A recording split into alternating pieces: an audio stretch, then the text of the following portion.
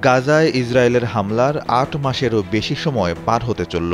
এই সময়ের মধ্যে গাজার সার্বিক পরিস্থিতি নিয়ে আরব দেশগুলোর জোট আরব লীগ একরকম বোবাই হয়েছিল বলা চলে।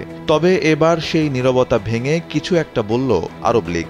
বৃহস্পতিবার বাহরাইনের মানামাতে অনুষ্ঠিত হয়েছে আরব লীগের এই সম্মেলন। সম্মেলন থেকে গাজা সহ ফিলিস্তিনের দখলকৃত সব অঞ্চলে জাতিসংঘের শান্তিরক্ষী মোতায়েনের আহ্বান জানিয়েছে আরব দেশগুলোর এই জোটটি। সম্মেলনে জোটের রাষ্ট্রপ্রধানদের প্রায় সবাই উপস্থিত ছিলেন।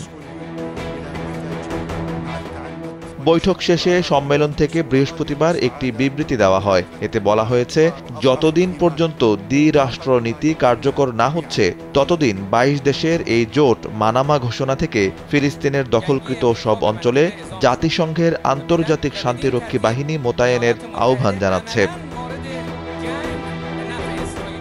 এছাড়া এই সম্মেলন থেকে ফিলিস্তিনের সব পক্ষকে ফিলিস্তিন লিবারেশন অর্গানাইজেশন বা পিএলওর অধীনে আসার আহ্বান জানানো হয়েছে। জোটটি বিবৃতিতে বলেছে, ফিলিস্তিনের বৈধ প্রতিনিধি হিসেবে তারা শুধুমাত্র পিএলওকেই স্বীকৃতি দেয়। মূলত গাজা ভিত্তিক সশস্ত্র গোষ্ঠী হামাসের রাজনৈতিক প্রতিপক্ষ হচ্ছে পিএলও। দলটিতে ক্ষমতাসীন ফাতাহ মুভমেন্টের আধিপত্য রয়েছে।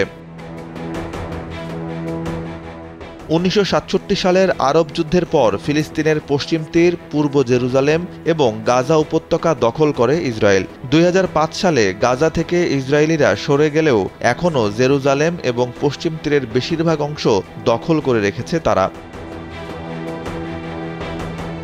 ইসরায়েলিরা সেসব ভূখণ্ড ফেরত না দেওয়ায় এখন পশ্চিম তীর, জেরুজালেম এবং গাজাকে নিয়ে স্বাধীন ফিলিস্তিন রাষ্ট্র গঠনের কথা বলা হচ্ছে, যেই রাষ্ট্রের রাজধানী হবে জেরুজালেম।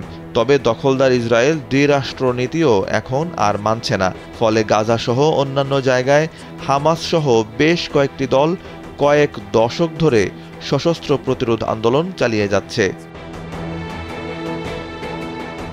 সাইফ বিন আইয়ুব, কালবেলা ডেস্ক।